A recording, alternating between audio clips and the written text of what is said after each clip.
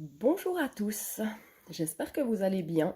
Nous sommes le 3 janvier 2022 et je vous partage un témoignage d'une personne travaillant dans un hôpital du canton de Vaud. Et afin de garantir sa sécurité et son anonymat, je ne donnerai aucun détail ni sur sa fonction, ni davantage de précision sur l'hôpital en question. Pour les personnes qui pensent que je raconte des mensonges, c'est pas grave. Et pour les autres, je vous invite à écouter. Bien sûr, cette feuille que j'ai là, c'est le témoignage signé de la personne, d'accord? Parce que je rappelle les règles du jeu. Je suis le porte-parole de ceux qui n'osent pas. Et je suis désolée si ça dérange certaines personnes. C'est pas mon problème. Je suis pas là pour plaire à tout le monde, d'accord? Donc, si vous avez des choses à dire mais que vous n'osez pas et que vous voulez que votre anonymat soit garanti, vous savez dorénavant comment me contacter. Cette personne est d'accord que je partage ceci.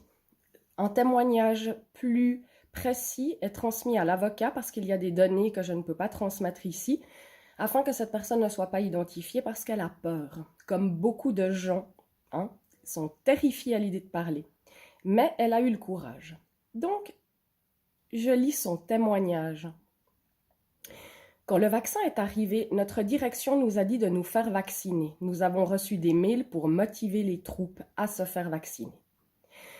Je suis entourée de médecins et il y en a bien plus que ce qu'on croit qui ne veulent pas de ce vaccin, mais ils ont l'interdiction de le dire à leurs patients.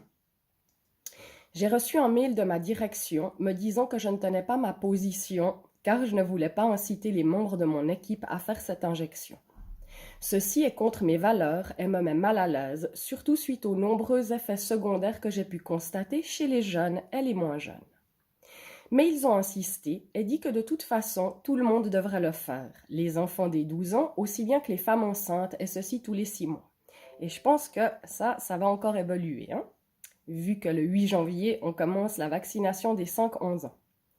Ils m'ont fait comprendre que je devais prôner ce que l'État de Vaud voulait, c'est-à-dire vacciner. Ils m'ont fait comprendre que mon salaire venait de là. Je leur ai dit que je refusais de faire ceci et qu'ils devraient me licencier en indiquant le motif du licenciement et depuis ils me laissent tranquille. À ce jour, dans cet hôpital, un tiers du personnel médical n'est pas encore vacciné. Dans les 70% de vaccinés, même certains doubles injectés ont le Covid. Et je viens d'apprendre aujourd'hui qu'une triple vaccinée a le Covid aussi, d'accord? Nous sommes testés une fois par semaine avec des tests salivaires. Beaucoup se sont positionnés et ont refusé les tests nasopharyngés. Cette personne dit qu'elle voit autant de Covid de gens vaccinés que de non-vaccinés.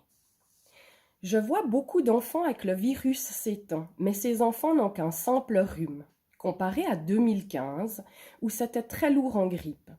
Ce virus ne fait pas de dégâts chez les enfants. Les gens appellent pour dire que les familles et les enfants sont positifs, mais ils ne sont pas mal.